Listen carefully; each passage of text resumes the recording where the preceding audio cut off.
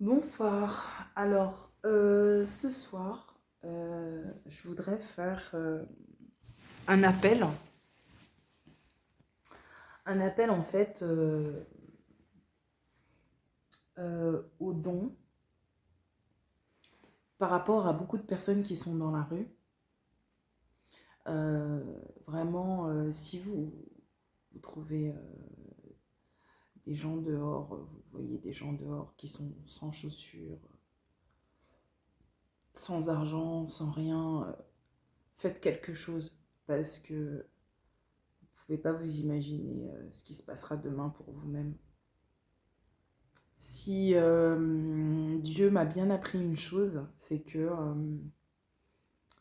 dans la vie, tu peux pas obligatoirement savoir ce qui va se passer demain. Euh, Moi, j'ai été victime de plusieurs vols sur plusieurs niveaux. J'ai subi des vols dans plusieurs domaines en fait. On m'a volé beaucoup de choses et jamais j'aurais pensé que j'aurais passé autant d'années dans la rue, à droite à gauche, chez des gens en difficulté, tout ça. Un exemple, enfin juste pour citer, une fois j'étais obligée, contrainte de partir de chez quelqu'un qui avait un frère en fait qui me harcelait sexuellement. Il me harcelait sexuellement tous les jours en fait, il me faisait des demandes de sortir avec moi. Et à un moment j'ai eu peur que, je sais pas, il se jette sur moi un jour ou je sais pas quoi. C'était du côté de Plessis-Pâté. Et j'ai vécu un mois affreux chez ce gars. Il m'avait proposé une colocation. Donc la colocation, en fait, elle était à 400 € en fait. Il rentrait dans ma chambre, il pouvait fouiller mes affaires, il faisait le barbecue devant ma chambre. Enfin bref, c'était n'importe quoi. C'était vraiment pas une colocation. Euh, Après, c'est vrai que ça m'a vraiment choquée en fait. Donc du coup, j'ai demandé de l'aide en fait à quelqu'un que j'ai rencontré sur internet. Je lui ai demandé en fait, je lui ai dit que j'allais lui donner de l'argent pour le loyer, qu'il n'y avait pas de souci et tout. Et en fait, il a tellement profité de la situation, bah, il m'a agressé sexuellement à plusieurs reprises. Alors en fait, comment ça s'est passé? Je suis allée chez lui, donc je lui ai dit voilà ce que je pouvais payer au niveau du loyer. Et tous les jours, en fait, je lui disais que j'étais chrétienne pratiquante, que je ne pouvais pas dormir sur le même matelas que lui. Et en fait, il me demandait de venir quand même sur le matelas. Et donc, je refusais, je refusais. Euh, je refusais, je refusais. Je dormais sur un fauteuil. Et en fait, tous les jours, en fait, il me demandait de venir sur le matelas. Je lui disais, je me sens pas à l'aise pour être sur le matelas avec toi parce que voilà, on n'est pas des chéris et t'es pas mon mec en fait. J'ai juste besoin de ton appartement pour une colocation. J'ai pas besoin de dormir sur ton matelas quoi. Et en fait, ce qui s'est passé concrètement, c'est que en fait, à force de me fatiguer l'esprit, de me fatiguer mentalement en fait, je me suis retrouvée sur le matelas quand même, parce qu'effectivement, j'arrivais pas à dormir correctement sur le fauteuil, et lui, ça l'arrangeait bien. Et du coup, il faisait plein de petites insinuations, tout ça, machin chouette et tout. Il touchait, même dans le spirituel, il touchait à des ancêtres, à mes ancêtres. À mes ancêtres blancs, bien sûr, parce que il a du mal avec les noirs. Et je sais pas, il touchait à leurs origines. Enfin, en fait, il touchait à ma généalogie, en fait. Donc voilà, donc en plus, c'était un grand sorcier qui insultait Jésus. Au bout d'un moment, il a insulté Jésus. En fait, il me disait pas la vérité. Il me disait pas qu'il aimait pas Jésus, qu'il aimait pas les chrétiens.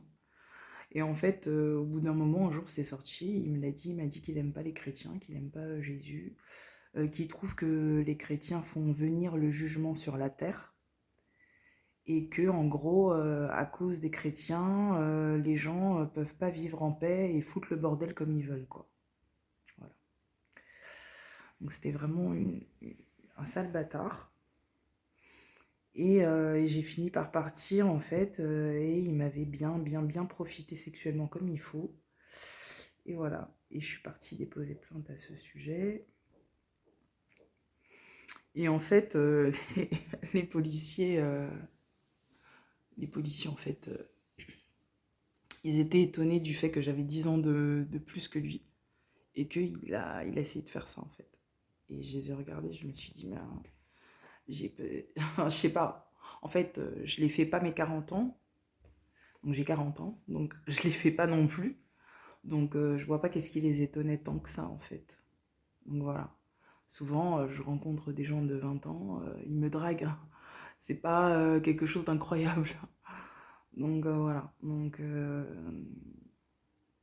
apparemment, je trouvais ça étonnant quand j'ai vu quand j'ai vu en fait comment la police voit les choses là où j'ai déposé plainte, j'arrivais pas à le croire en fait. Après, c'est vrai qu'ils ont pris ma plainte, ils ont dit effectivement, si vous a fait ça, c'est voilà, c'est un crime. Mais bon, ils m'ont dit, bah dites donc, il a 10 ans de moins que vous. Ah, et il a osé faire ça, comme si ça change quelque chose. N'importe quoi. C'est incroyable. Bon, bref, voilà, j'en reviens toujours pas en fait quand j'ai entendu ça. Et voilà. Et en fait, je me suis retrouvée en fait dans cette situation-là en fait, avec ce gars qui n'avait qu'une envie en fait, faire l'amour le matin et le soir et profiter de moi au maximum. Et, euh, et voilà. Et en fait, il a profité au maximum quoi. Et à chaque fois, il me faisait des menaces pour partir. Et en fait, moi, je préparais, j'allais partir en fait parce que je pouvais plus supporter ses mains sur moi, je pouvais plus supporter son corps qui me touche, je pouvais plus supporter en fait son envie d'essayer de se servir de moi sexuellement comme bon lui chantait. Voilà, et ses menaces et tout ça. Donc en fait, ça servait à rien que je dépense de l'argent chez lui, que j'achète plein de choses, que je fasse la cuisine et tout ça. En fait, tout ce qui l'importait, lui, en fait, c'était profiter de moi sexuellement. Il n'en avait rien à foutre, en fait, de partager le loyer, de faire des économies, peut-être pour se trouver une amie après, aller en vacances avec. Non, lui, ce qui l'intéressait, en fait, c'était d'abuser de moi sexuellement. Et ça le faisait bien rire. Mais je lui ai quand même donné une bonne petite correction avant de partir et il saura pas laquelle. Bon, on est chrétien mais on n'est pas fou. Donc quand les gens abusent de vous, euh, ne permettez pas qu'ils abusent de vous comme ça pour blaguer. Rendez-leur la monnaie correctement, donnez-leur la bonne gifle qu'il faut et autant de gifles qu'ils vous ont donné parce que c'est pas une question de jouer sur l'histoire de l'Ancien Testament et de dire œil pour œil ou dent pour dent, mais faut pas déconner, on a 2 jours, on n'en a pas 50.